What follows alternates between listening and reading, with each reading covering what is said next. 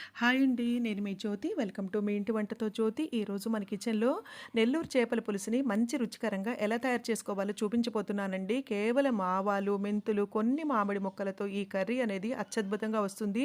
Taste అనేది చాలా బావుంటుందండి. అల్లం వెల్లుల్లి ఇవేమి వెయ్యరండి. ధనియాలు తప్పితే ఏ విధమైన మసాలా సామాగ్రి ఇందులో వాడరండి. అయినా సరే మంచి రుచికరంగా ఉంటుంది. కర్రీ తయారైన తర్వాత ఒక 4 గంటలు ఆగి ఈ కర్రీ టేస్ట్ చేయండి. టేస్ట్ అనేది వేరే లెవెల్‌లో ఉంటుంది. కొత్తవారు కూడా ఈజీగా చేయొచ్చండి. ఏ చేపైనా పర్వాలేదండి. ఈ విధంగా చేశారంటే టేస్ట్ అనేది వేరే లెవెల్‌లో ఉంటుంది. ఇది ఎలా తయారు చేసుకోవాలో మనం ఇప్పుడు చూద్దామండి. ముందుగా నేను 1 కేజీ చేప ముక్కలు తీసుకున్నానండి. ఇది వేస్ట్ అంతా పోయిన తర్వాత ముక్కల కొలతే 1 కేజీ ఉన్నాయండి. వీటిని కల్లుప్పు, నిమ్మరసం వేసి బాగా కడగండి. 6, 7 సార్లు బాగా కడిగితే నీచు వాసన అనేది మొత్తం పోతుందండి. ఈ నీచు వాసన పోయే వరకు కడిగిన తర్వాత దీంట్లోకి 1 టీ స్పూన్ పసుపు, అలాగే ఒక పెద్ద టేబుల్ స్పూను సాల్ట్ వేసుకోండి. అలాగే ఒక పెద్ద టేబుల్ స్పూన్ కారం వేసుకుని ఈ ఉప్పు, కారం, పసుపు ఈ చేప ముక్కలకి బాగా పట్టేట్టుగా కలుపుకోండి. ఇలా వీడియోలో చూపిస్తున్నట్టుగా అయినా చేసుకోండి. లేకపోతే చేతితో అయినా చక్కగా మొత్తం అంతా ముక్కలకి ఉప్పు, కారం, పసుపు బాగా పట్టేట్టుగా కలుపుకోండి. కలుపుకుని మూత పెట్టేసి ఒక అరగంట తక్కువ కాకుండా నానపెట్టుకోండి. ఇప్పుడు నెక్స్ట్ ప్రొసీజర్‌లోకి వెళ్దాము. ఒక చిన్న బౌల్ తీసుకోండి. దాంట్లోకి చిన్న నిమ్మపండు అంత చింతపండు తీసుకుని ఒకసారి కడిగి 1 గ్లాసు వాటర్ వేసుకుని నానపెట్టుకుని రసం తీసుకుని ఒక పక్కన పెట్టుకోండి. అంటే చింతపండు రసం తీసుకోవాలన్నమాట. ఇప్పుడు స్టవ్ వెలిగించుకుని కడాయి పెట్టుకోండి. కడాయి హీట్ ఎక్కిన తర్వాత 2 టేబుల్ స్పూన్ ధనియాలు వేసుకోండి. అలాగే 1 టేబుల్ స్పూన్ జీలకర్ర, అలాగే 1 టేబుల్ స్పూన్ ఆవాలు, అలాగే అర టీ స్పూను ధనియాలు వేసుకుని మంటని లో ఫ్లేమ్‌లో పెట్టుకుని ఎక్కడా మాడనివ్వకుండా చక్కగా వేయించుకోవాలండి. ఇది మాడిందంటే మనకి కర్రీ టేస్ట్ అనేది మొత్తం పాడైపోతుందండి. అందుకని కొంచెం ఓపికగా మంటని లో ఫ్లేమ్‌లో పెట్టుకొని చక్కగా వేయించుకోండి.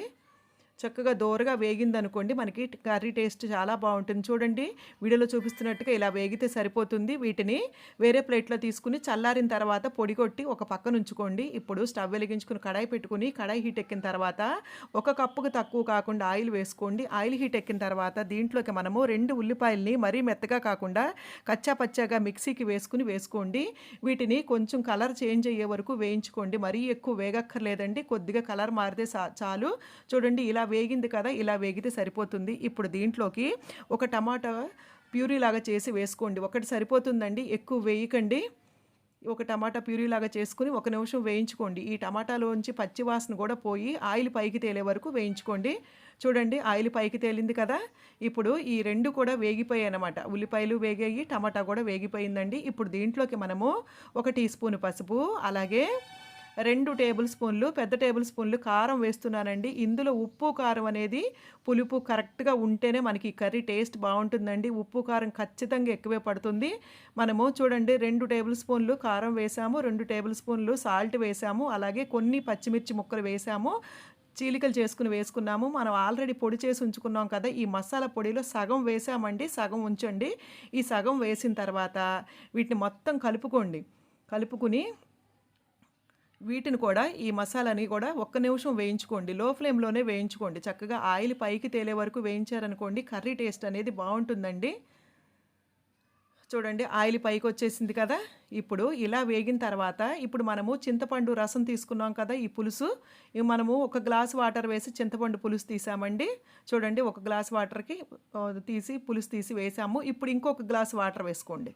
ఇంకొక గ్లాస్ వాటర్ వేసుకుని మళ్ళీ ఈ చింతపండుని పిండి రసం తీసుకోండి. 2 గ్లాసులు వేసాం కదా. ఇప్పుడు ఇంకొక గ్లాస్ వాటర్ వేయండి. చూడండి ఇంకో గ్లాస్ వాటర్ వేసి ఈ చింతపండు పులుసు రసం తీసాము పిండి.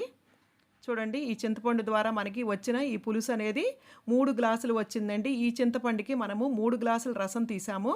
ఇప్పుడు ఈ చింతపండుని పక్కన పెట్టేసుకోండి. ఇప్పుడు మొత్తం కలుపుకోండి. కలుపుకుని మంటని మీడియం ఫ్లేమ్‌లోకి అడ్జస్ట్ చేసుకుని మూత పెట్టేసి ఇది మరగనివ్వండి. ఒక్క 5 నిమిషాల్లోనే మనకి మరిగిపోతుందండి. చూడండి మూత ఇలా పెట్టుకోండి, పొంగకుండా ఉంటుందండి.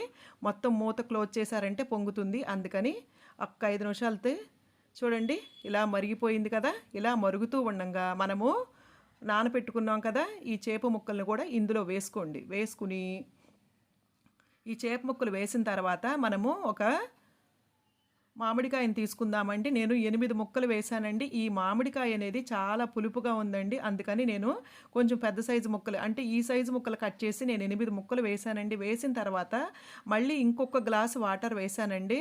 అంటే మనం చింతపండు రసంతోనేమో 3 గ్లాసుల పులుసు తీసాము. 1 గ్లాసు వాటర్ అంటే మొత్తం లీటరు పులుసులాగా వేసామండి. మొత్తం లీటరు వాటర్ అనేది మనకి పట్టింది. మొత్తం వేసిన తర్వాత చక్కగా చూడండి, ఇలా వీడియోలో చూపిస్తున్నట్టుగా అడ్జస్ట్ చేసుకుని మూత పెట్టేయండి. మూత పెట్టేసి మీడియం ఫ్లేమ్లో 15 నిమిషాలకి తక్కువ కాకుండా కుక్ చేసుకోండి.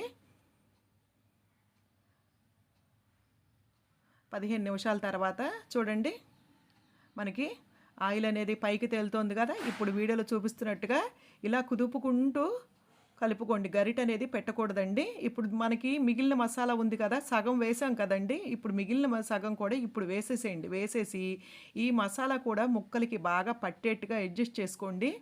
చూడండి, వీడియోలో చూపిస్తున్నట్టుగా ఇలా కుదుపుకుంటూ కలుపుకున్నారనుకోండి, మొత్తం అంతా సమంగా మసాలా అంతా పట్టుతుందండి. ఇప్పుడు మళ్ళీ మూత పెట్టేసేయండి. మూత పెట్టేసి ఇంకొక 5 నిమిషాలు మీడియం ఫ్లేమ్ మీద కుక్ చేసుకోండి.